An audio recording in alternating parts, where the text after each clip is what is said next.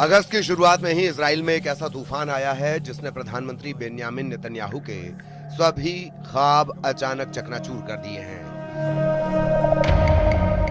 सवाल उठ रहे हैं कि क्या नेतन्याहू की कुर्सी जाने वाली है? क्या नेतन्याहू का तख्ता पलट करने की कोशिश हो रही है? क्या इजराइल की सेना ने हमास से भी बड़ी साजिश रच दी है?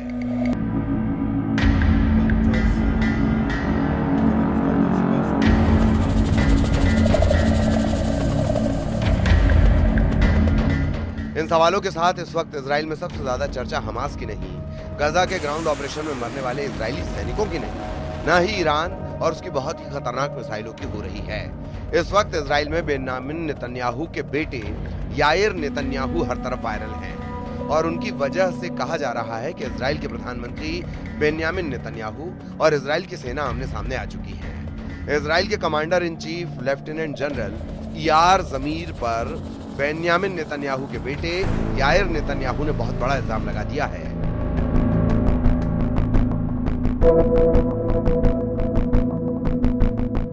अमेरिका में रहने वाले याइर नेतन्याहू के एक ट्वीट से उनके पिता बेन्यामिन नेतन्याहू का तनाव इजरायली संसद की 6ठी मंजिल पर पहुंच चुका है।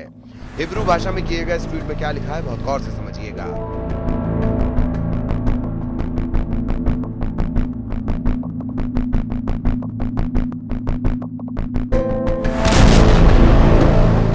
याइर नेतन्याहू ने एक इजरायली पत्रकार योसी यहोशुआ के ट्वीट पर जवाब दिया है।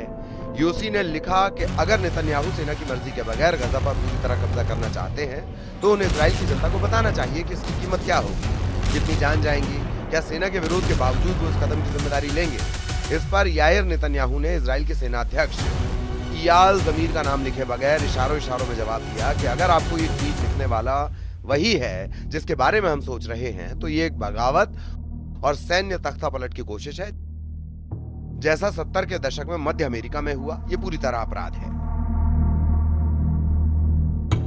इजराइल में नेतन्याहू और वहां के सेनाध्यक्ष लेफ्टिनेंट जनरल इयार जमीर के बीच लगातार खींचतान अब सतह पर आ चुकी है। गजा में ग्राउंड ऑपरेशन और उसमें लगातार नाकामी के साथ नेतन्याहू का इरादा बड़ा होता जा रहा है।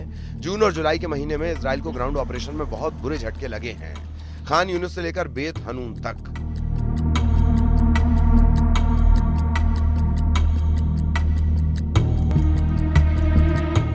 इजराइल के कई कमांडो मारे गए, लेकिन 650 दिन के इस युद्ध को और तेज करने का नेतन्याहू का इरादा अटल है। उधर इजराइल के पीएम नेतन्याहू का कहना है कि गजा में दुश्मन को पूरी तरह से हराना, सभी बंधकों को रिहा कराना और सुनिश्चित करना कि आगे गजा इजराइल के लिए खतरा ना रहे, हम इसमें कोई लक्ष्य नहीं छोड़ेंगे। हम अपने सैनिकों की कुर्बानी के जरिए इसे पूरा करेंगे। नेतन्याहू अब गजा पर पूरी तरह कंट्रोल चाहते हैं, या कहें कि 100% कब्जा चाहते हैं। वो हमास को पूरी तरह खत्म करना चाहते हैं, अब तक तमाम नाकामी के बावजूद पूरी तरह कुचल देना चाहते हैं। लेकिन ग्राउंड ऑपरेशन को लेकर इजराइल के सेनाध्यक्ष इयाल जमीर और ज्यादा सावधानी बरतना चाहते हैं। रणनीति बदलना चाहते हैं ताकि कम लोगों की जान जाए और सेना के संसाधन के हिसाब से ऑपरेशन हो। जनरल जमीर राजनीतिक दबाव में ऑपरेशन नहीं करना चाहते, यानी नेतन्याहू और जनरल जमीर अब गजा में ऑपरेशन को लेकर पूरी तरह आमने सामने आ चुके हैं। ये टकराव इजराइल में सेना और सरकार के बीच सबसे खतरनाक टक्कर मानी जा रही है। इजराइल के सेनाध्यक्ष लेफ्टिनेंट जनरल जमीर अब गजा में लंबे ऑपरेशन के नतीजों को लेकर सरकार से साफ रुख चाहते हैं, क्योंकि 650 दिनों की इस जंग में अब तक इजराइल की कामयाबी पर कई धब्बे लगे हुए हैं।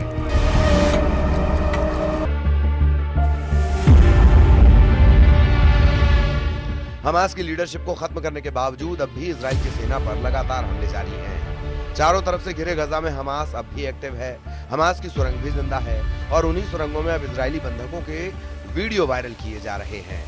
उसमें नेतन्याहू की नीति को सवालों के घेरे में खड़ा कर दिया है।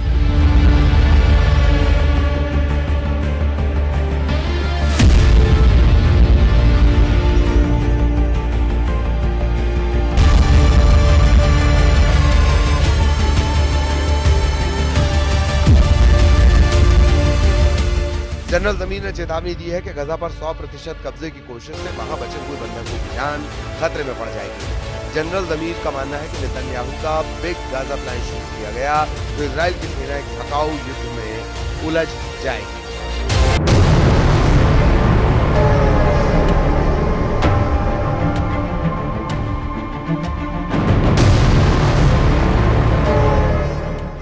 वार्निंग साफ है कि मौजूदा हालात में इजराइल अपना मकसद हासिल नहीं कर पाएगा, क्योंकि इजराइल में सैनिकों की कमी है। इसीलिए कुछ अभियानों पर असर पड़ सकता है। जनरल जमीर और नेतन्याहू की टक्कर में इजराइल बहुत बुरी तरह फंसा हुआ नजर आ रहा है, क्योंकि जमीर का कहना है कि गजा पर पूरी तरह कंट्रोल के लिए कई महीने या फिर साल भी लग सकते हैं। ऐसे युद्ध के लिए हजारों रिजर्व सैनिकों की जरूरत पड़ेगी। यही वजह है कि इजराइल की सेना गजा में हमास के खिलाफ मिनी ओरानीम नाम की रणनीति अपना रही है। मिनी ओरानीम एक सीमित सैन्य अभियान है जिसे इजराइल ने गजा में लागू किया है। इसका मकसद गजा बॉर्डर के पास एक बफर जोन तैयार करना है ताकि हमास पर दबाव बनाए रखा जाए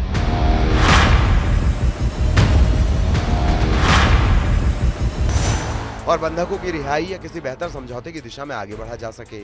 अभी 75% गजा पर इजरायली सेना का कब्जा है, जबकि दक्षिण में कुछ हिस्से अब बचे हुए हैं जहां फिलिस्तीन के लोग सिमट कर रह गए हैं। लाखों लोग गजा के कोने में हैं और उनके सामने खाने पीने की दिक्कत बढ़ती जा रही है।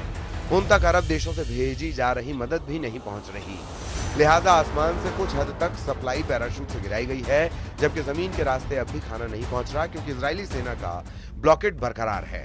इन सब के बीच नेतन्याहू पूरे गजा पर कब्जा करना चाहते हैं। नेतन्याहू एक तरह से जनरल जमीर पर आरोप लगा चुके हैं कि गजा में ऑपरेशन को लेकर वो बेरुखी दिखा रहे हैं।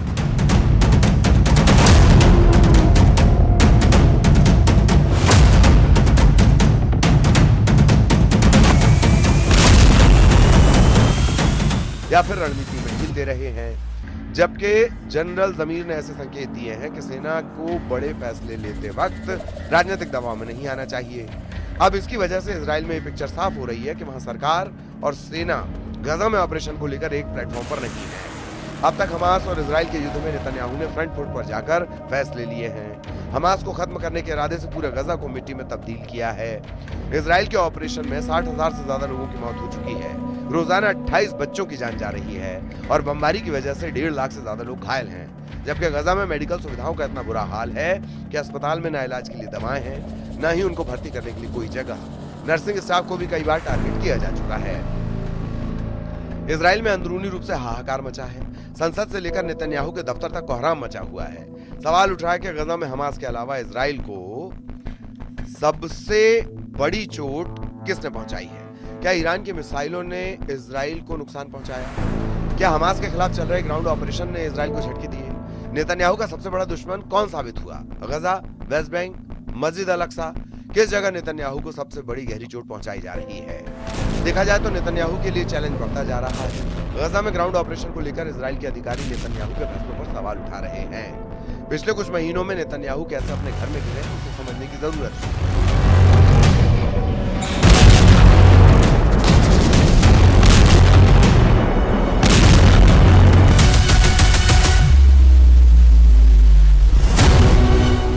नेतन्याहू ने नवंबर 2024 में तत्कालीन रक्षा मंत्री योब गैलेंट को हटा दिया था। इसके बाद जनरल जमीर से पहले आईडीएफ चीफ रहे हर्जी हलेवी ने मार्च 2025 में इस्तीफा दिया था। नेतन्याहू आंतरिक खुफिया एजेंसी शिन बेत के प्रमुख रोनन बार को हटाना चाहते थे, लेकिन कोर्ट ने इस पर रोक लगा दी।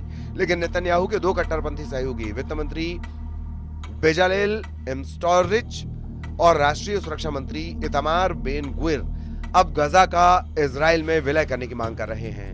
वो वहां इजरायली बस्ती बसाना चाहते हैं। इजराइल के सिक्योरिटी मिनिस्टर ने कह दिया है कि पूरा गजा अब इजराइल में मिला लिया जाएगा, लेकिन क्या ये इतना आसान है? वैसे गजा को लेकर नेतन्याहू पर पड़ रहा दबाव और व्हाइट हाउस में भी देखा जा सकता है। हमास को लेकर अमेरिका का गुस्सा और तेजी से भड़क गया है। अमेरिका के राष्ट्रपति डोनाल्ड ट्रंप ने कहा है कि हमास शांति नहीं चाहता बल्कि मरना चाहता है। इसीलिए अब वक्त आ गया कि इजराइल हमास का पूरी तरह सफाया कर दे। ट्रंप का बयान ऐसे वक्त आया है जब अमेरिका गजा में मध्यस्थता से अलग हो चुका है। गजा में हमास के पास अब भी 20 से ज्यादा ऐसे बंधक हैं जिनकी जिंदगी अब मौत से बचाने वाली एक नोक पर ठहरी हुई है। इनमें से एक है इजरायली बंधक एव्यातार डेविड, जिसका वीडियो हमास ने जारी किया। इस वीडियो में उसे अपनी कब्र खोदते हुए देखा जा सकता है।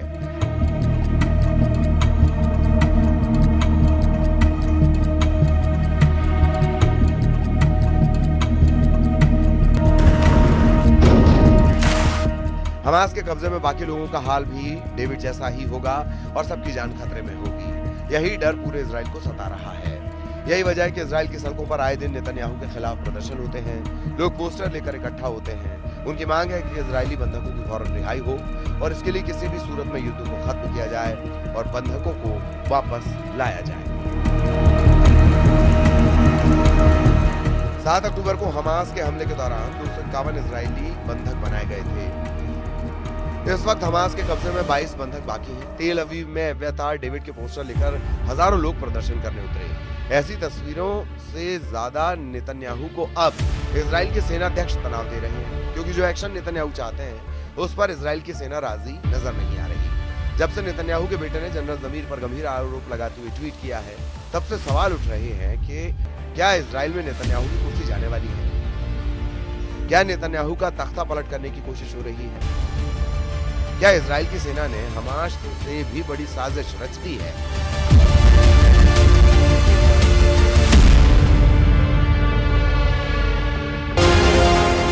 इसीलिए अगस्त का महीना न सिर्फ गजा और पश्चिम एशिया के लिए बल्कि पूरे इजराइल के लिए घातक माना जा रहा है।